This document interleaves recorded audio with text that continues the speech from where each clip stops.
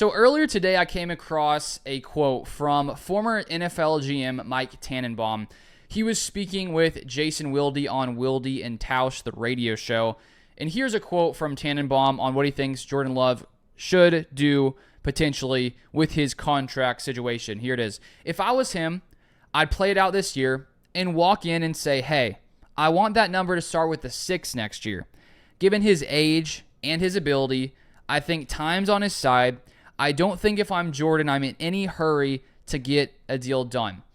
So while I believe that is true, I believe that if Jordan Love waits, has a good season, doesn't suffer any injury in a worst case scenario, he easily could make $60 million per year, because every offseason we see these numbers go up from wide receiver contracts, quarterback contracts, every type of contract. These numbers are always going up. So the longer you wait, the more money you're going to make.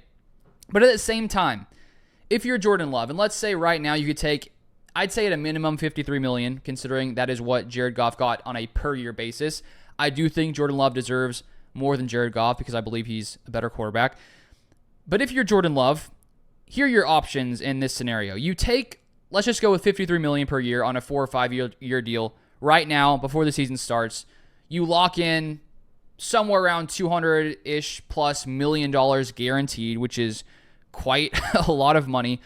Or the other option is you wait the season and maybe make $60 million per year. So maybe you go from 53 to 60. That's about an extra $7 million per year, which obviously is not a small amount.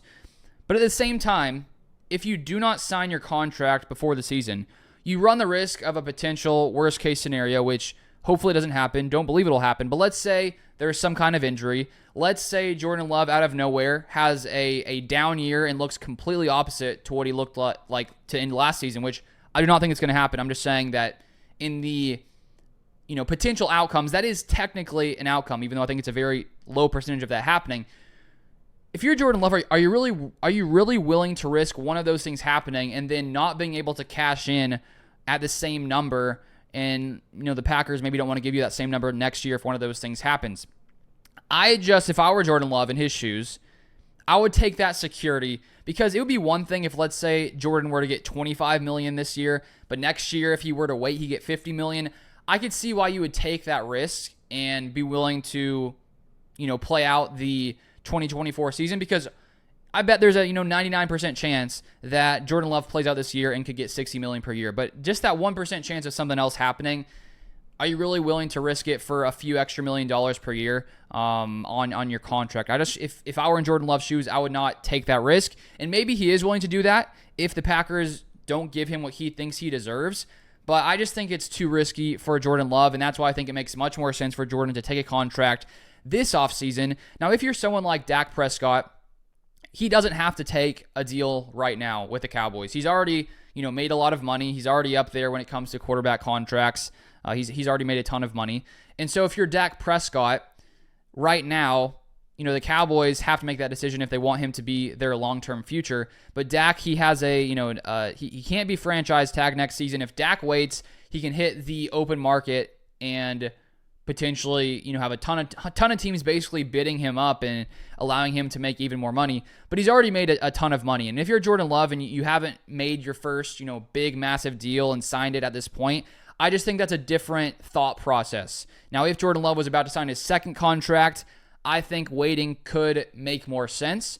But for these guys who have not signed their first massive deal, that's sort of just the moment that I would assume as a player that you've been waiting for. Once you sign that deal, you know that for the rest of your life you are set. I mean you could already be set with the amount of money he's made, but I mean you're set for generations. If you make $200+ million, that's some serious generational life-changing money at that point. So that's why I think first contract, I think that you sign it as soon as possible, because you never know what could happen. And I think that's why we see lots of these players sign these deals after year 3 now, even because you don't want to have to wait into the future. Now, it'd be one thing if Jordan Love, as I said, had already signed his first deal, second deal.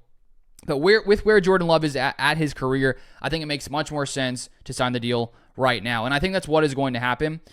I don't exactly know when the Packers are going to sign him, but it sounds to me like Gutekunst, the Packers, he said the other day that the Packers want to they would like to get this deal done by training camp, which I think would be best case scenario.